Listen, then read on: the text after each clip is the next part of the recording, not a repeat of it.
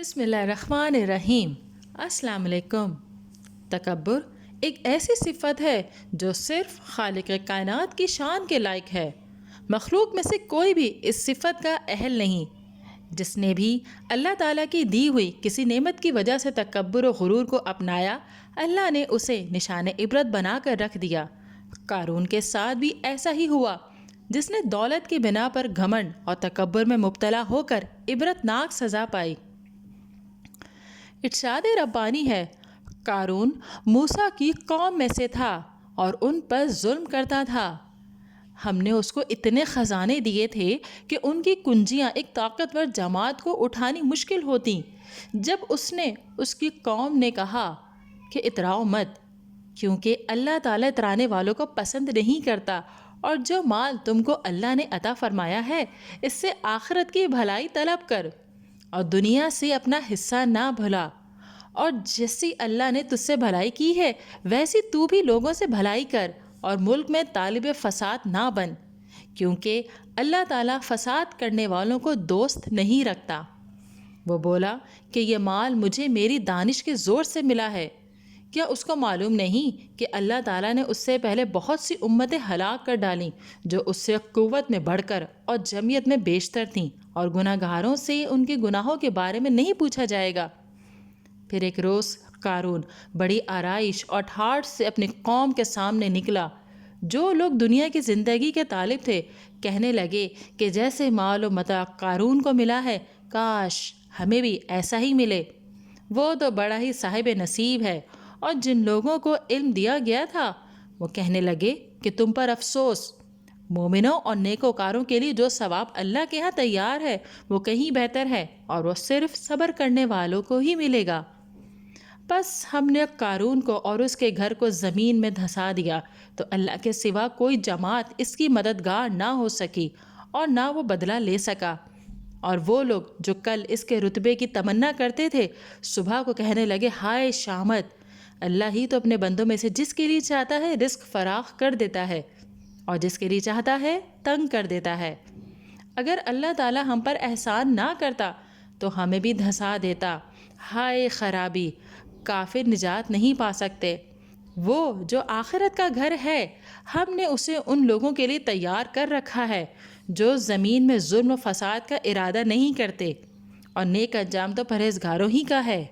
قتادہ رحمۃ اللہ علیہ بیان کرتے ہیں کہ قارون حضرت موسیٰ علیہ السلام کا چچا زاد تھا۔ وہ بہت خوشحانی سے توریت کی تلاوت کرتا تھا، اس لیے اسے منور کہتے تھے، لیکن یہ اللہ کا دشمن منافق بن گیا۔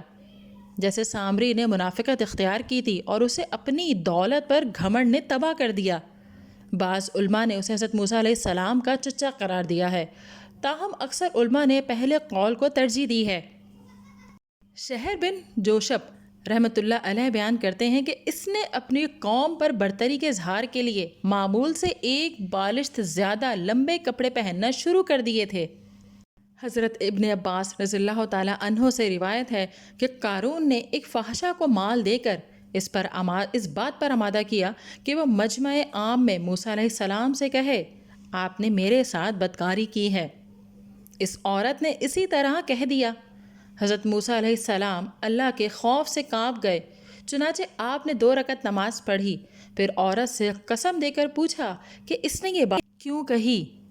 اس نے توبہ اور استغفار کرتے ہوئے کہا مجھے قارون نے اس حرکت پر آمادہ کیا تھا۔ اس وقت حضرت موسیٰ علیہ السلام نے سجدے میں گر کر قارون کے خلاف بدعا کی۔ اللہ تعالیٰ نے آپ کو وحی کے ذریعے سے فرمایا کہ میں نے زمین کو حکم دے دیا ہے کہ آپ کے حکم کی تعمیل کرے۔ حضرت موسیٰ علیہ السلام نے زمین کو حکم دیا کہ اسے اور اس کے محلات کو نگل جائے۔ اللہ نے فرمایا اللہ کے مقابلے میں کوئی جماعت اس کی مدد نہ کر سکی، نہ وہ خود اپنے آپ کو بچا سکا، یعنی نہ وہ خود اپنی مدد کر سکا نہ کوئی اور اس کی مدد کے لیے کچھ کر سکا۔ جب وہ زمین میں غرق ہو گیا، اس کے محلات اور مال و دولت سب ختم ہو گئے، تب اس جیسی دولت کی تمنا کرنے والے شرمندہ ہوئے، اور انہوں نے اللہ کا شکر ادا کیا جو اپنے بندوں کے لیے اچھے فیصلے کرتا ہے۔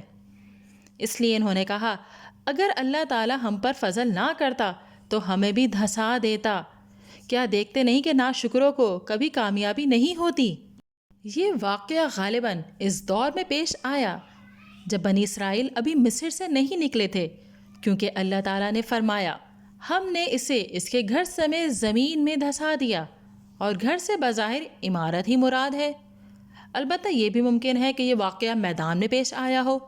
اس صورت میں گھر سے مراد وہ جگہ ہوگی جہاں اس کے خیمے لگے ہوئے تھے۔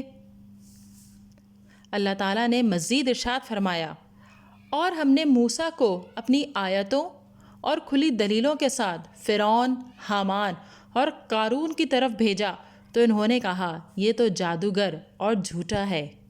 سورہ عنکبوت میں عاد اور سمود کا ذکر کرنے کے بعد فرمایا، اور قارون، فرعون اور حامان کو بھی ہم نے تباہ کر دیا۔ ان کے پاس حضرت موسیٰ علیہ السلام کھلے کھلے معجزے لے کر آئے تھے، پھر بھی انہوں نے زمین میں تکبر کیا، لیکن ہم سے آگے بڑھنے والے نہ ہو سکے۔ پھر تو ہر ایک کو ہم نے اس کے گناہ کے وبال میں گرفتار کر لیا۔ ان میں سے بعض پر ہم نے پتھروں کا می برسایا، اور ان میں سے بعض کو زوردار سخت آواز نے دبوچ لیا، اور ان میں سے بعض کو ہم نے زمین میں دھسا دیا، اور ان میں سے بعض کو ہم نے ڈبو دیا۔ اللہ تعالیٰ ایسا نہ تھا کہ ان پر ظلم کرے، بلکہ یہی لوگ اپنی جانوں پر ظلم کرتے تھے۔ زمین پر دھسایا جانے والا تو قارون تھا، اور غرق ہونے والے فرعون، حامان اور ان کا لشکر تھے۔ ناظرین، اگر ویڈیو پسند آئی ہے تو اسے لائک کیجئے، شیئر کیجئے، کمنٹ دیجئے اور چینل کو ضرور سبسکرائب کیجئے۔